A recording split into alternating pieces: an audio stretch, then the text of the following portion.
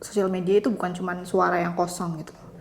Harapan saya sih kedepannya untuk pemerintah Indonesia untuk lebih mendengarkan dan juga mempertimbangkan suara-suara masyarakat, kebijakan yang dikeluarkan ataupun yang dibentuk itu lebih ditujukan untuk kepentingan masyarakat secara lebih luas.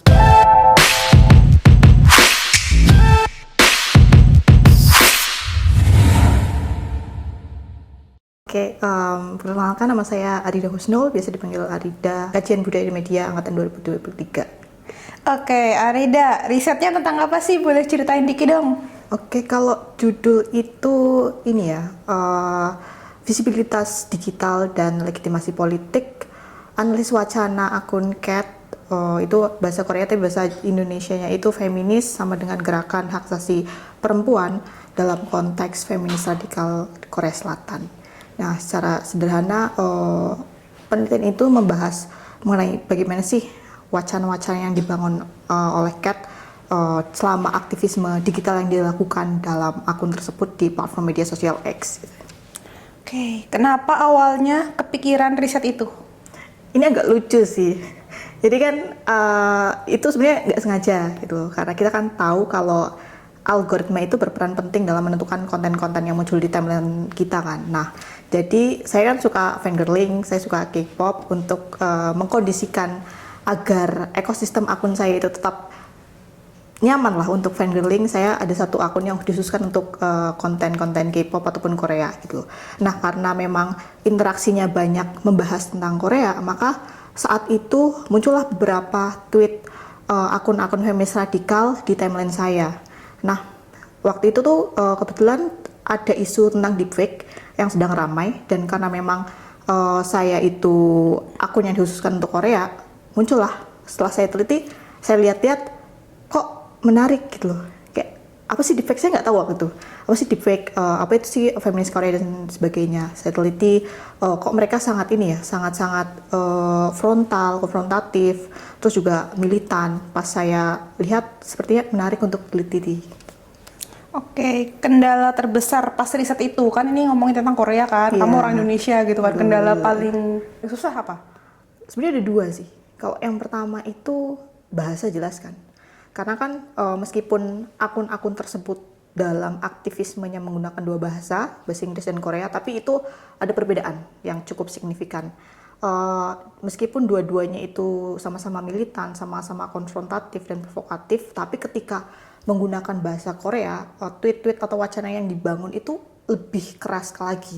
Kayak mereka itu tidak takut untuk apa ya, menyuarakan ketidaksukaan ataupun kebencian mereka terhadap laki-laki dan patriarki yang dianggap sebagai akar dari permasalahan maupun penindasan terhadap perempuan di Korea Selatan. Nah, sedangkan ketika menggunakan bahasa Inggris itu mereka memang militan, konfrontatif, provokatif, tapi jika dibandingkan tuh lebih mending gitu.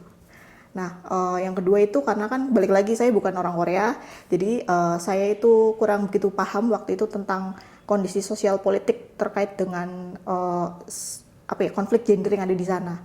Jadi pada awal-awal saya melihat akun-akun feminis radikal itu, saya masih terjebak dalam wacana yang dikonstruksi dengan perspektif mereka.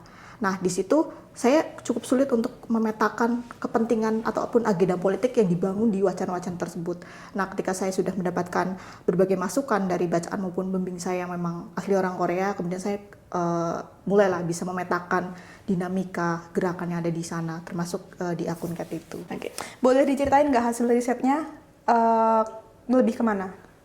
Oke, kalau riset tentu saja melihat bagaimana wacana yang dibangun itu dalam, ini kan konteksnya kan Twitter ya, atau X sekarang itu.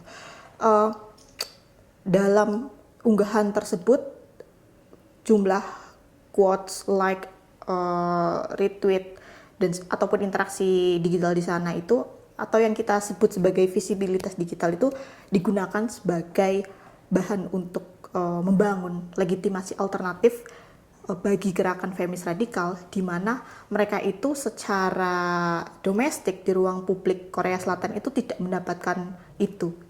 Jadi mereka berusaha untuk mencari alternatif lain untuk mensukseskan agenda gerakan yang dilakukan dan juga untuk mempertahankan keberlangsungan gerakan di masa depan.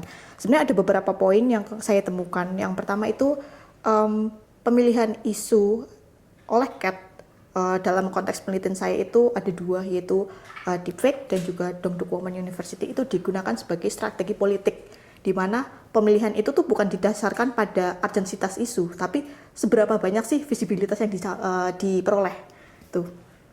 Dan itu juga membuat pembangunan wacana atau tweet-tweet yang Cat tulis di akunnya itu juga sebagai bentuk dari praktik politik, karena kan dia punya tujuan kepentingan politik di sana. Terus kemudian di sini yang menarik itu politik bahasa dan emosi itu digunakan sebagai alat untuk membangun visibilitas, karena itu kan dia menyasar audiens internasional yang paling utama kan. Nah, dia memanfaatkan pembangunan emosi melalui bahasa yang digunakan itu untuk membuat audiens internasional itu tertarik untuk mendukung dan sebagainya. Nah, dari akumulasi ekonomi visibilitas itu digunakan sebagai bahan bakar untuk membangun legitimasi. Nah, legitimasi itu bukan cuma sekedar perluasan ruang politik, tapi juga untuk mensukseskan agenda gerakan, untuk menuntut pemerintah, untuk menuntut perubahan hukum, bahkan sebagai dasar bagi mereka itu untuk turun ke jalan. Karena kan dalam aktivisme yang dilakukan, Cat itu termasuk salah satu aktor senior. Dia juga berperan penting dalam pembentukan gerakan 4B. Kalau teman-teman tahu, di situ tuh makanya strategi yang digunakan di aktivisme di akun ini tuh benar-benar bagus.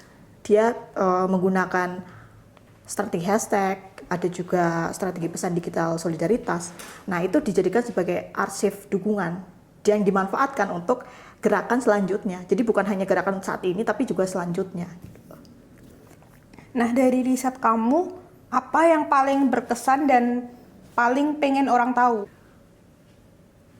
Sebenarnya yang paling berkesan itu ternyata aktivisme ataupun interaksi yang kita lakukan seperti like, memberikan komen, memberikan retweet dan sebagainya itu bukan cuma sekedar angka ataupun hal yang remeh, tapi itu juga dapat dijadikan sebagai alat legitimasi bagi gerakan-gerakan yang memang gerakan akar rumput yang memang tidak memiliki dukungan gitu loh, di ruang publik domestik. Nah, itu juga kemudian menjadi refleksi diri ya untuk saya, kemudian melihat mendukung sebuah postingan atau konten-konten di internet bukan hanya berkaitan dengan gerakan feminis Korea, tapi yang lain juga untuk lebih kritis dan juga selektif, kayak sebenarnya ini gerakan ini memang ditujukan untuk kepentingan siapa sih? Apakah masyarakat secara umum atau kelompok-kelompok tertentu? Kan karena ruang digital sekarang kan dimanfaatkan sebagai instrumen politik ya, dan suara kita di sosial media itu bukan cuma suara yang kosong gitu. Nah, harapan saya sih kedepannya untuk pemerintah Indonesia secara khusus agar lebih banyak belajar dari pemerintah Korea Selatan untuk lebih mendengarkan dan juga mempertimbangkan suara-suara masyarakat, baik pun masyarakat secara luas ataupun masyarakat dari golongan akar rumput yang memang secara substansial berjuang untuk kepentingan rakyat gitu loh. Jadi diharapkan kebijakan yang dikeluarkan ataupun yang dibentuk itu lebih ditujukan untuk kepentingan masyarakat secara lebih luas, bukan hanya untuk kelompok atau golongan tertentu saja.